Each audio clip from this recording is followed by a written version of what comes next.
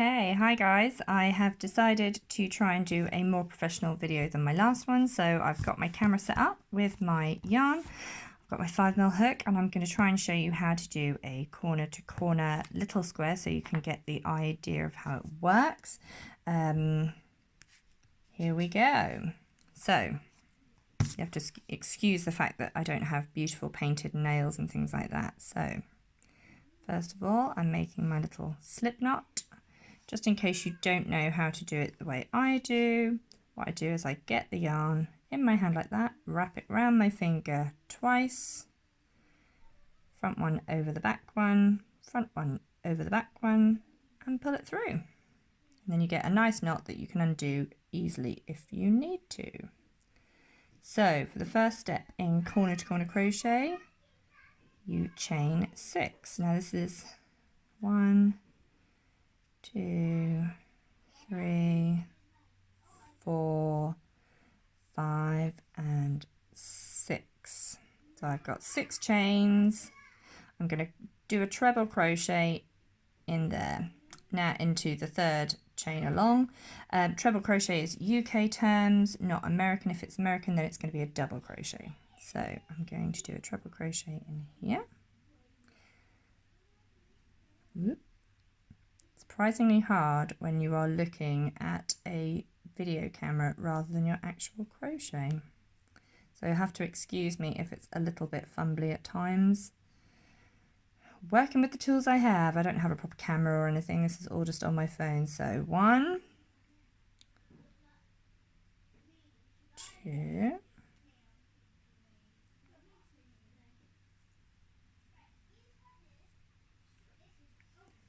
and then number 3. This is going to form my first cluster. So what I have is like a little rectangle which then becomes a square. So these are my turning chains. And I have 1, 2, and 3. Okay. Now I turn my work around and I hold this into my thumb because when I do my next cluster, it attaches to the top here, so it's just easier for me to hold this like this, chain up, and then work back into it. It forms like a little step ladder then. So I'm on row 2, and I'm going to chain 6 again. 1, 2, 3, 4, 5, and 6. And again, I'm doing a treble into the third chain along.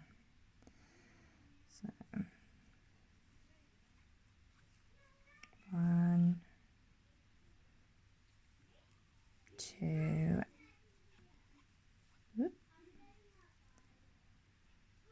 3. Now, obviously we're in lockdown, so there's still going to be other noises. You can probably hear the kids playing outside. They're being very good. They've already done all their schoolwork today. Go me. And they're giving me 5 minutes to try and do this. Now, I'm going to slip stitch into the turning chain from my last row. So when I did the first section, when you turn back in and do the first treble, you end up with these 3 chains which form your kind of turning chains. And I am going to slip stitch into the big loop that they kind of create a bigger space at the top. So you slip stitch into there and you've got 1, 2, 3 trebles, a little loop where your turning chains are, and then it's attached, so you end up with this kind of rectangle. Now I'm going to chain 3 this time rather than 6. 2. That's Amelia in the background you can hear. She's getting a toy, so just bear with, guys. Real life going on here.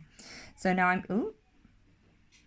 1, 2, and 3. So you always follow the same pattern of doing your first 3 and then 3 trebles into it, so you end up with like 4, what looks like 4 stitches. So 1, 2, 3 trebles, and this is your turning chain.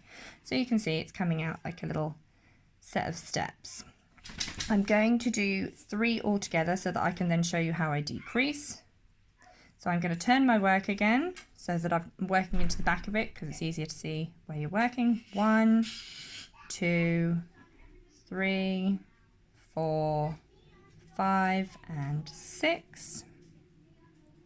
I go into the third one, so you've got 1, 2, 3, 4, 5. There's number 6 up there. So I'm going to go into the third one. 1, 2, and 3 in here. And I'm doing trebles again. Remember, if you're doing American, then it's double crochets, not treble crochets. Here's my treble. 2 and 3. Whoop, there comes my ball of wool, trying to fight into it. Okay, so here's my next cluster. Again, I've got this kind of long rectangle, haven't I? So I'm going to slip stitch to attach it in here. I've got a nice big gap in there. So I'm going to go in, slip stitch it through, which means I just put the hook through there, pull my yarn through and pull it through that loop so that they're attached.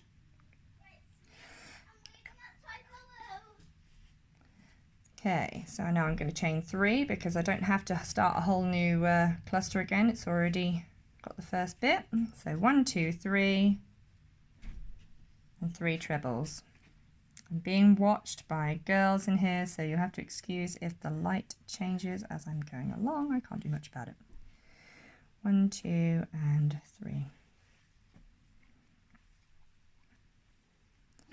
Okay, slip stitch. I'm going into that gap again up at the top. Yarn, push my hook through. This is going to be interesting. Are you going to go play, girls? Mum, I peed. She peed. She didn't pee, just to be clear. It's her toy peed. Right, 1, 2, 3 trebles again. They say don't work with children or animals. Sadly, I have children. Well, not sadly. I'm very lucky to have my children, but I can't film when there aren't kids around because they're always here. You see, this is what happens when we're in lockdown. Sorry, I keep knocking the camera. This is harder than you think. All those people who do professional videos, they're doing a great job. Right, now mine looks quite gappy because I am using a 5mm hook with double knit yarn. If you don't want this to be so gappy, go smaller on your hook. So if you're using double knit yarn, maybe go down to a 4mm or even a 3.5, maybe even a 3mm, depending on how tight you want it. I've done a project once before where I used Aran weight wool and a 3.5mm hook, and it came out really dense, so you could barely see any gaps. I like it like this because it makes it softer. It's very squidgy, it's easy to move about, it's pliable.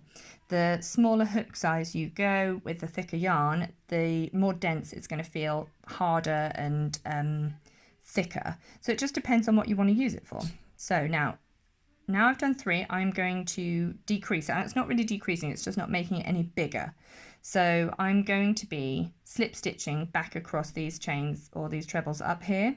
So I'm going to turn my work, so I'm working into the back of it. And I'm going to slip stitch across here. Now I always do 3, so I go 1, 2 and 3. I always go into that one up here. Technically I think you're supposed to do it into these 3, but I think it looks better if I do my slip stitch, my last one in there. It just seems to hold the shape better. So I'm going to slip stitch into here. Whoop, lose this focus. 1, 2 and 3.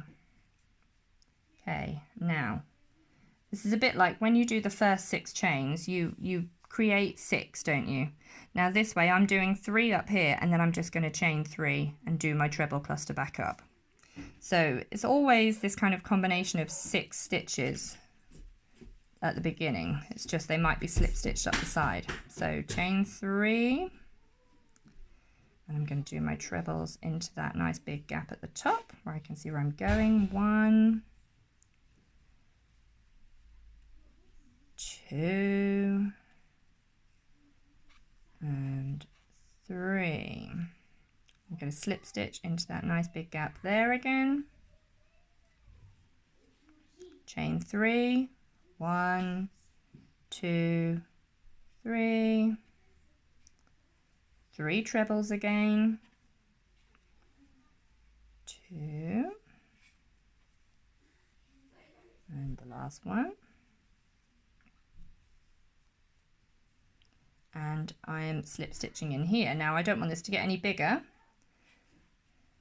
I'm looking now for it to just be a square, aren't I? So I am going to slip stitch back across here. So I'm going to turn my work and I'm going to slip stitch into the back. 1, 2 and 3. Slip stitch 1,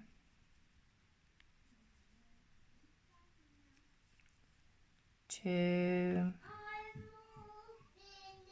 Do you know what, guys? You could not make this up. 2 seconds, Mealy. She's all finished, apparently. 1, 2, and 3. I'm coming, Mealy. Right. Oh, I'm going to have to go as quick as I can because I have a child that needs its bum wiping. 1, 2, and 3. Luckily for me, I'm not a slow crocheter. She also poos like torpedoes, so when she gets on the toilet, she's instantly finished. 1, 2, 3. Now, because I need to go, I am not going to slip stitch back across to show you right now, but ordinarily I would snip stitch across the top there, then just cut my yarn and finish. But ta-da! This is how you do corner to corner crochet.